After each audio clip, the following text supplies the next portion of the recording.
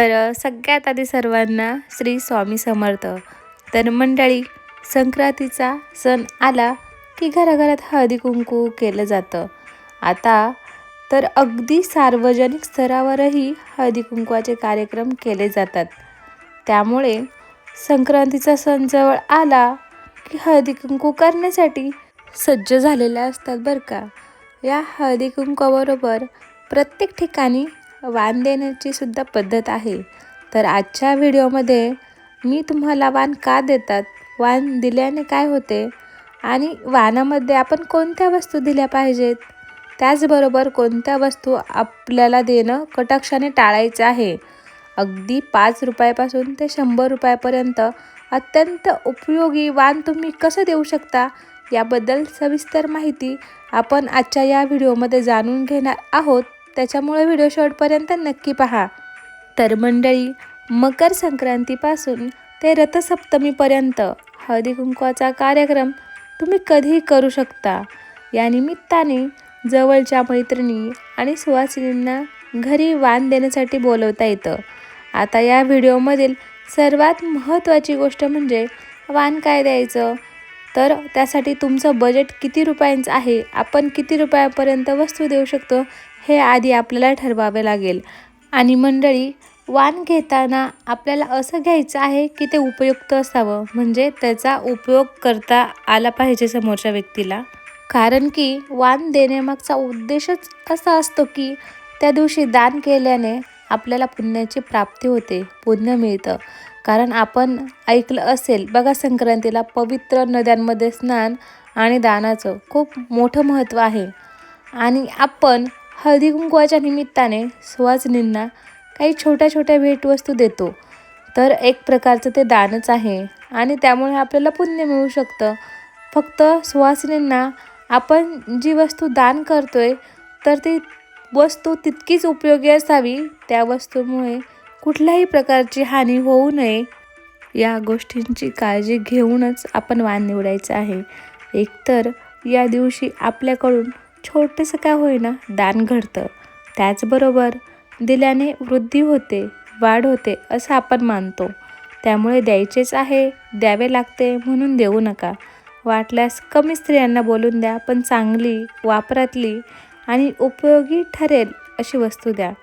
आता ज्या नवीन लग्न झालेल्या मुली आहेत किंवा ज्या मुलींची पहिली संक्रांत आहे त्यांनी मात्र पहिल्या वर्षी हळदी कुंकवाची डबी किंवा हळदी कुंकवाचा करंडाच द्यायचा असतो. फक्त लक्षात ठेवा, त्या हळदी कुंकवाच्या डबीमध्ये किंवा करंड्यामध्ये थोडंसं का होईना हळदी कुंकू भरून द्या, ते रिकामं देऊ नका. काही ठिकाणी अशी पण पद्धत आहे, पहिल्या वर्षी हळदी कुंकू, दुसऱ्या वर्षी बांगड्या, तिसऱ्या वर्षी कंगवा, चौथ्या वर्षी खिचडी, 5व्या वर्षी नारळ लुटले जातात. तसेच तुम्ही पहिल्या वर्षी 5 जणींना 5 सुगडा बरोबर 5 वाण, कंगवा, आरसा, बांगडी, हळदी कुंकू, पावडर देऊ शकता. पण एवढं काही शक्य नसेल तर पहिल्या वर्षी मात्र हळदी कुंकवाचीच डबी द्या आणि बाकी वर्ष आपण आपल्या मर्जीनुसार, आपल्या आवडीनुसार देऊ शकतो.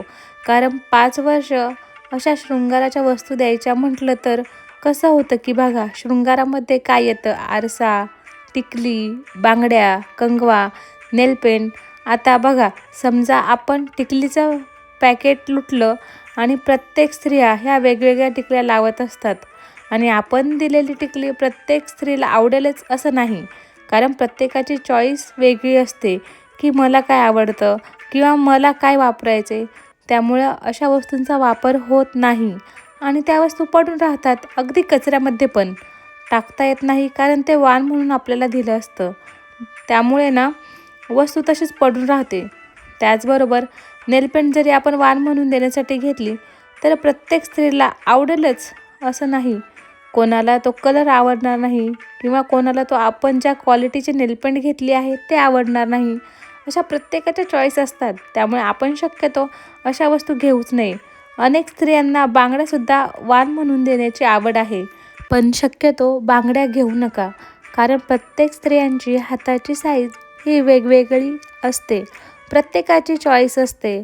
आपण जरी त्या बांगड्या घेतल्या आणि त्यांना नाहीच बसल्या किंवा नाहीच आवडल्या तरी त्यासुद्धा पडून राहणार, त्याचा काहीही उपयोग होणार नाही.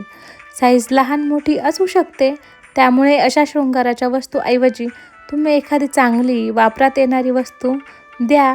जसे की तुम्ही एखादे रोपटे देऊ शकता, मग ते गुलाबाचं असेल, तुळशीचं असेल. उलट त्या मैत्रिणींच्या कायम लक्षात राहील. त्याची जसजशी चांगली वाढ होईल तशी त्यांच्या नक्कीच नेहमी लक्षात राहील की मला हे रोपटं हिने दिलं होतं.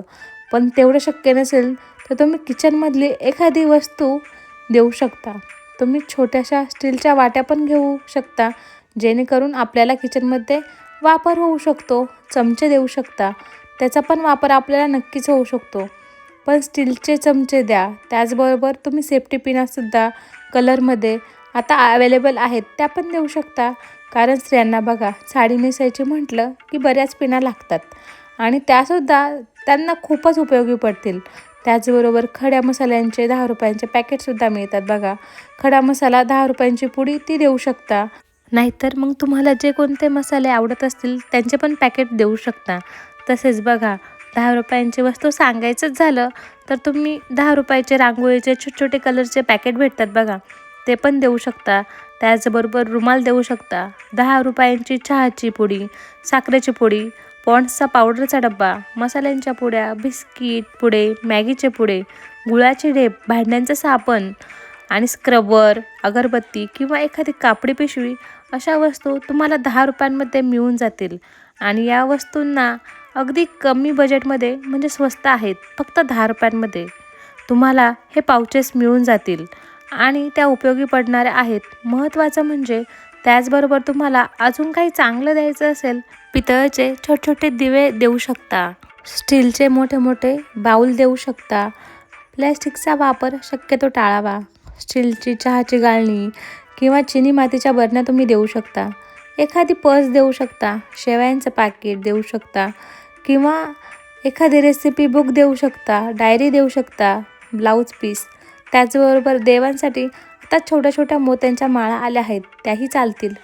या दिवशी गुळही दान केलेला चांगला असतो, त्यामुळे गुळाची पाव किलोची ढेप अगदी 12 ते 15 रुपयांना येते किंवा तुम्ही अर्धा किलोची पण देऊ शकता.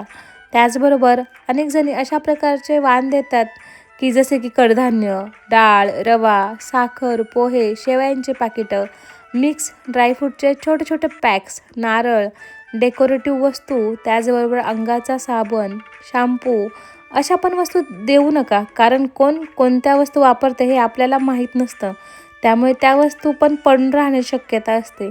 त्यामुळे अशा वस्तूंऐवजी आपण व्हिडिओमध्ये सांगितलेल्या वस्तू देऊ शकता. तसेच कटाक्षाने वापरून संपेल अशी वस्तू म्हटलं तर तुम्ही कोलगेटची छोटी 10 रुपयांची सुद्धा पेस्ट देऊ शकता.